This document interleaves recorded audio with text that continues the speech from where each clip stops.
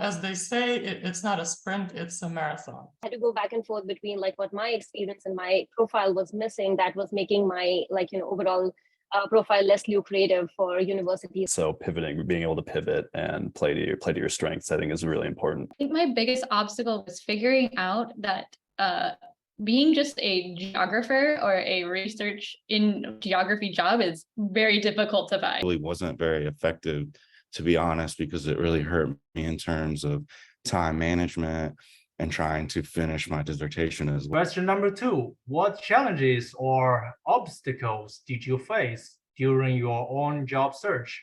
And how did you overcome them? I mean, there are tons of challenges, right? You need to develop the skill set. You need to sort of develop your CV, the publications. But I think my biggest challenge was more trivial. I graduated at the end of 2018, and in the beginning of 2020, the global pandemic started, and that halted the entire job market.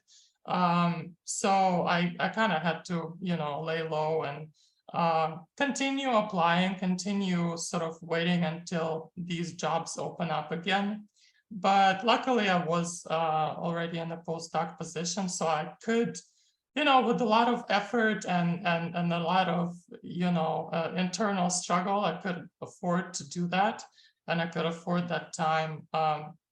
So I would say resilience and ability to, survive the setbacks is important, because you have to continue working and at the same time continue applying for jobs. So, as they say, it's not a sprint, it's a marathon. So be ready for to fight longer. So for me, I think last year I was in the job market. That was my second year being in the job market, because the first year I just took a postdoc in the same university that I did my PhD from.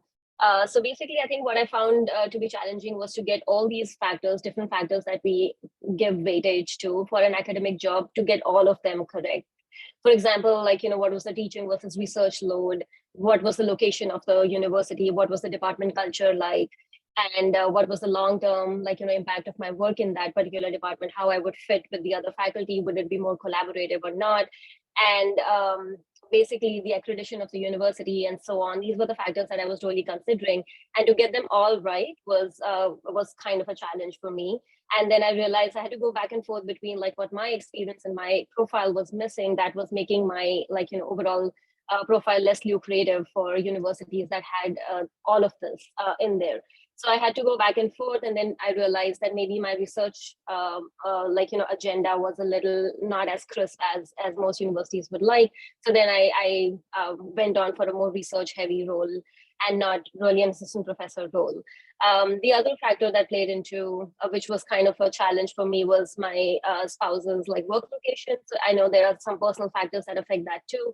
So you have to be very mindful of those kind of things as well. And then, I mean, there's no right answer for everyone, but you have to really work around all these and still, find the best position within that. So I think that is how basically I didn't take up a position that was in a location that I couldn't go, but was more long term and better. But then I took up this, which I think is short term. Even though it is short term, it is in a better location. The biggest challenge was to really hone in on what I wanted to actually, the kind of job that I wanted to pursue. And so I've applied to quite a few. I was originally set on applying to a data journalism job, so working at a newsroom that produces graphics like maps and other data visualizations. But my skill sets were sort of there, but I didn't have a huge portfolio. And so I kept applying. And I think that not having a portfolio or previous experience was really hard. And so what I had to realize is I had to really play to my strengths. And so acknowledging that I had really good computational skills in terms of geospatial data science. And so once I started looking for internships that were really looking for those skills, then it became a lot easier. And so I think big challenge for me was just realizing that the job that I ideally wanted I wasn't qualified for it. And then so pivoting, being able to pivot and play to your strengths, I think is really important. My job application process, I really focused on research roles. I wasn't particularly interested in entering into academia again as quickly as some of our other panelists. So I think my biggest obstacle was figuring out that being just a geographer or a research in geography job is very difficult to find. Typically, the roles that we fit into are actually at the intersection of topics. And I think a lot of people in geography feel that intersectionality. And so instead of looking for, oh, I'm a geographer and I do public health stuff, I looked for public health jobs that had geography in them. And I think other people can do that, such as climate change and geography, or city planning and geography. So instead of putting geography first, I found that there was a lot more success when I made geography the and topic. Yeah, so after I did that, that's kind of when I started to find jobs that fit what I was looking for, and that I was kind of a unique candidate because I was coming as a geographer, and people would be like, oh, that's different than all the other epidemiologists that are applying for this. She's a geographer. What is her different perspective? What does she bring to the table? I had a lot of difficulty with knowing which jobs to apply for. It's like really hard to gauge if you're a good fit. And I think part of this is like imposter syndrome and, the skills that they're asking for. And you ask yourself, can I really do that? And so I overcame that by applying to every job. And, that probably wasn't very effective, to be honest, because it really hurt me in terms of time management and trying to finish my dissertation as well. So when you're writing a dissertation and looking for a job, that's really stressful. And so, yeah, I overcame it by applying to everything.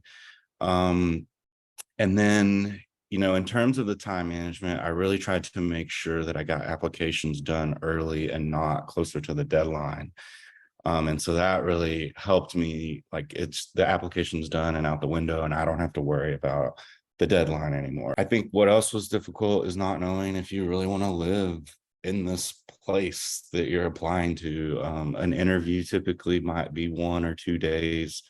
And it's really difficult to gauge if you want to live in this place and what the culture of that place is like.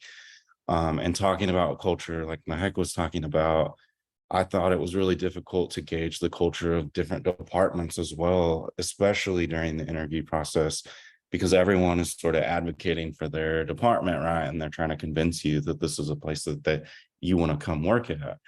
And so talking to other people that have had experiences in that department or collaborated with other people in those departments helped me sort of gauge that as best as I could, but still it's very difficult. And so all of this put together, I overcame like by talking to my mentors and other friends that had similar experiences. And I found that to be very valuable in navigating all of these issues.